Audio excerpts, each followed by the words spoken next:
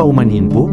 Ang nilalaman ng video na ito ay walang bahid ng pang-aalipusta sa kapwa at hindi ginawa upang suwayin ang ibang doktrina at paniniwala, kundi ang pagnanais lamang na tuklasin at ibahagi ang mga bagay na may kinalaman sa pananampalataya at pagpalaganap ng salita ng Panginoon sa paraan ng malayang pamamahayag.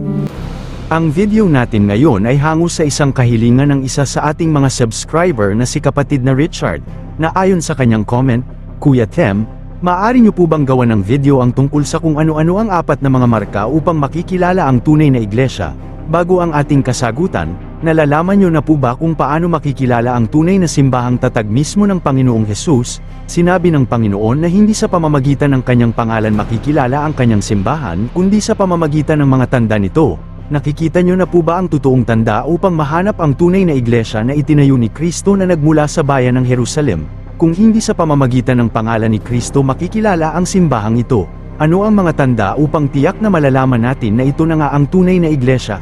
Ang video na ito ay naglalarawan ng mga marka upang matunto natin ang iglesia na naging instrumento ng Diyos sa kaligtasan ng sangkatauhan. Kwento at babala.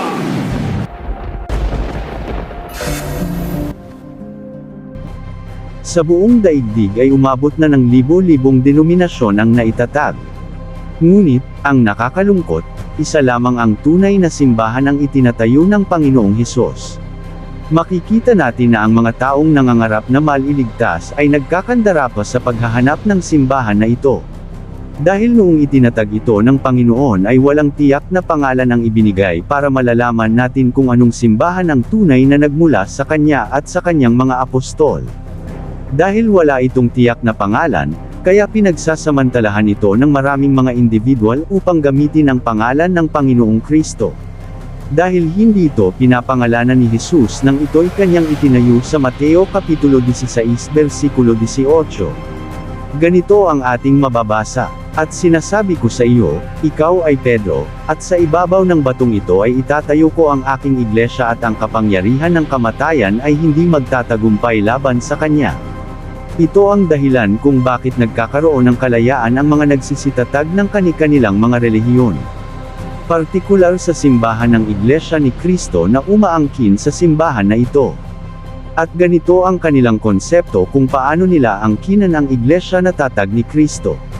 Sa pamamagitan lamang ng simpleng tanong na ito, sino ang nagtatag? Sagot, si Kristo. Ano ang kanyang itinatag? Sagot, Iglesia. Kaya naging iglesia ni Kristo. Isa lamang ito sa nagpapatunay na totoo ang sinabi ni Kristo sa kanyang mga apostol na mag-ingat dahil sa kanyang pangalan, maraming magsisiparito at marami silang mapapaniwala. Ibig sabihin hindi sa pamamagitan ng pangalan ni Kristo malaman ang kanyang tunay na simbahan. Dapat din po nating malaman, na hindi pa man naging tao ang Panginoon ay sinabi na ng Biblia kung paano natin makikilala ang kanyang simbahan pagdating ng panahon na ito ay kanyang itatayo. Ito ay mababasa natin sa aklat ng Isaias Kapitulo 66 versikulo 18, 19. Ito ang mababasa, "Sapagkat alam ko ang kanilang mga gawa at kanilang mga saloobin, darating ito, natipunin ko ang lahat ng mga bansa at wika. At sila ay darating, at makita ang aking kaluwalhatian. At magtatakda ako ng isang tanda sa kanila, at ipapahayag nila ang aking kaluwalhatian sa mga hentil." Ang tanong, ang tanda o marka ba na ito sa paparating na kaharian ng Diyos sa lupa ay ang pangalan ba ng Panginoon? Hindi po. Ito ay mababasa natin sa aklat ng Mateo Kapitulo 7 versikulo 22-23. Ito ang sinabi ni Hesus. "Sa araw ng paghuhukom marami ang magsasabi sa akin, Panginoon, hindi po ba't sa iyong pangalan ay nangaral kami, nagpaueyes ng mga demonyo at gumawa ng mga himala? Ngunit sasabihin ko sa kanila, hindi ko kayo kilala. Lumayo kayo sa akin, kayong mga gumagawa ng kasamaan." Malinaw na isang malaking pagkabigo ang ginawa ng mga nagsusulputang sekta na ginamit ang pangalan ng Panginoon upang linlanggan ang maraming mga inosenteng tao na sana gusto maging bahagi sa tunay na simbahang tatag ng Panginoon. Ang hindi alam ng mga taong nagsisitayo ng kani-kanilang mga sekta, na iba pala ang marka na inilagay ng Panginoon bilang palatandaan upang malalaman natin ang totoong pananampalataya. Ang mga marka na ito ay hindi makikita sa mga relihiyon na tatag lamang ng isang ordinaryong tao katulad natin. Dahil ang marka na ito ay kinuha mula sa mismong kalikasan ng Ama, ng Anak, at ng Espiritu Santo. Ito ay nagmumula sa kanyang likas na pagka-Diyos at hindi sa kanyang pangalan. Narito ang mga marka o tanda na gusto ni Kristo na magiging gabay natin na makikilala ang tunay na simbahan ayon sa Biblia. Unang marka, pagkakaisa, o unity. Ayon sa kagustuhan ng Panginoong Hesus, na ang kanyang tatag na simbahan ay mayroong pagkakaisa. Ito ay mababasa natin sa Aklat ng Juan Kapitulo 17 versikulo 11. Ito ang kanyang dasal sa kanyang Ama. Amang banal, ingatan mo po sila sa pamamagitan ng kapangyarihan ng iyong pangalan. Ang pangalang ibinigay mo sa akin, upang kung paanong ikaw at ako ay iisa, gayon din naman sila'y maging isa. Malinaw na ang pagkakaisa ng simbahan ay hinihingi ng Panginoon sa kanyang Ama na Diyos. Upang ito ay magiging tanda na sila ay ang tunay na mga alagad niya. Ang tanong, paano naging tunay na simbahan ang Katoliko na hindi naman ito nagkakaisa? At wala namang palatandaan na ito ay nagkakaisa. Ang pagkakaisa ng tunay na iglesia ay hindi makikita sa labas ng simbahan. Ito ay masaksihan sa loob nito. Kung tayo ay makakapagsimba sa Katoliko, sa mesa ay maririnig natin na may mga pagbabasa sa kasulatan. Ito ay ang unang pagbasa, ikalawang pagbasa, at pagbabasa ng mga salmo.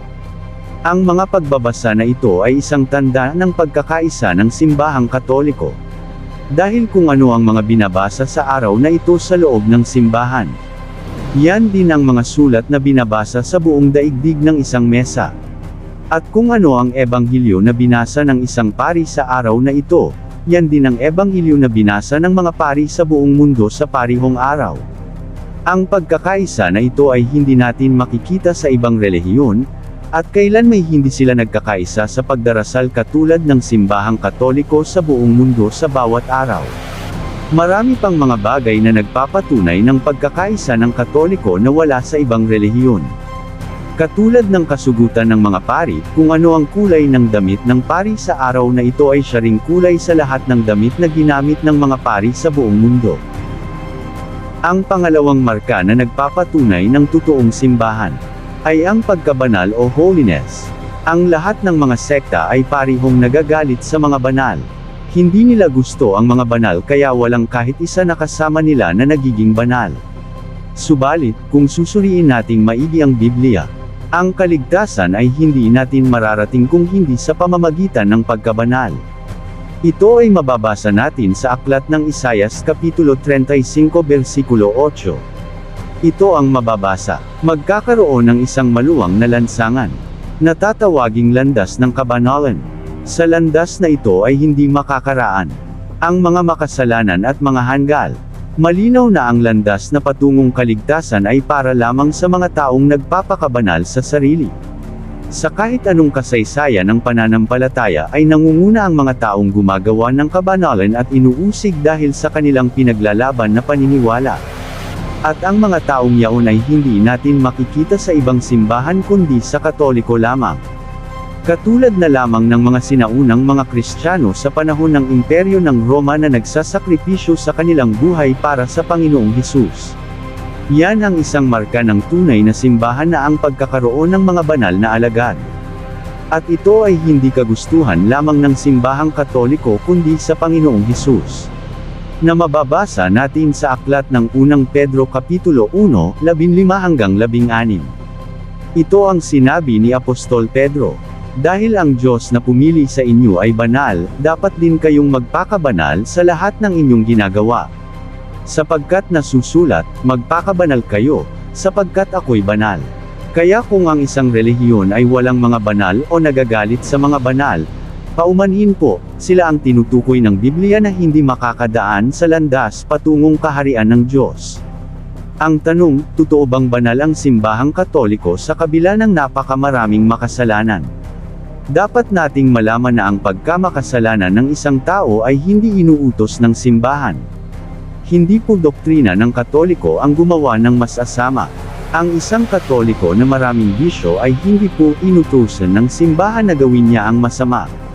Bagkus araw-araw ipinagdasal ng Katoliko na lahat ng makasalanan ay bumalik na sa Diyos upang magpakabanal.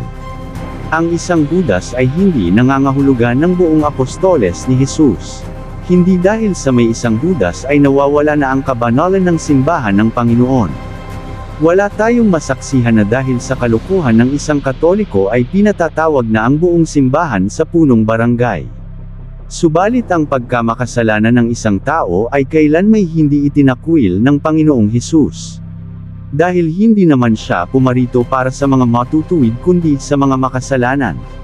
Bagkus, ang isang katunayan ng tunay na simbahan ay ang pagkakaroon ng mga makasalanang miyembro nito. Na mababasa natin sa aklat ng Mateo Kapitulo 13 versikulo 47, ito ang sinabi. Ang kaharian ng langit ay katulad din ng isang lambat na inihagi sa dagat at nakahuli ng sari-saring isda. Ibig sabihin na sa loob ng iglesia ay nagtataglay ng kasamaan ngunit ang mga ito ay mahigpit na tinanggap ni Kristo sa kanyang simbahan, katulad na lamang ni Maria Magdalena. Subalit, sa kamalian ng mga miyembro ng simbahang Katoliko, ay hindi nangangahulugan na ito ay hindi na banal.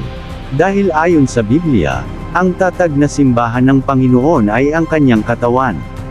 Na mababasa natin sa aklat ng Kolosas Kapitulo 1 versikulo 18. Siya ang ulo ng iglesia na kanyang katawan.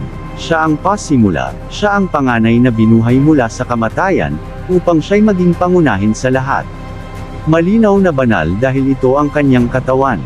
At ang katunayan na ang tunay na simbahan ay may tanda ng kabanalan, ito ay mababasa natin sa aklat ng Pahayag Kapitulo 6 versikulo 9. Ito ang sinabi, nang alisin ng kordero ang panlimang selyo, nakita ko sa ilalim ng dambana ang mga kaluluwa ng mga pinatay dahil sa salita ng Diyos at dahil sa pagpapatutuo nila rito.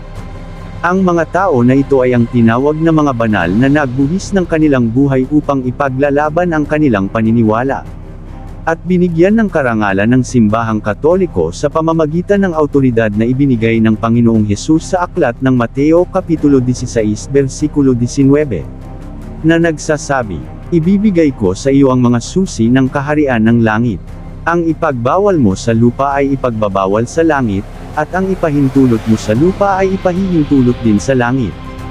Dahil sa kapangyarihan na binigay ni Kristo sa kanyang tatag na simbahan, kaya nagkaroon ng awtoridad ang Katoliko upang i-anunsyo sa buong mundo ang kabanalan ng isang tao lalo na ang nagiging martyr ang kanilang kamatayan.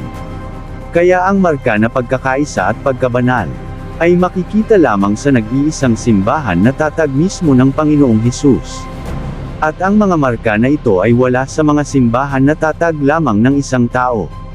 Abangan po sa susunod na video ang pangatlo at pang-apat na marka sa tunay na simbahan ng Diyos na hindi makikita sa ibang relihiyon.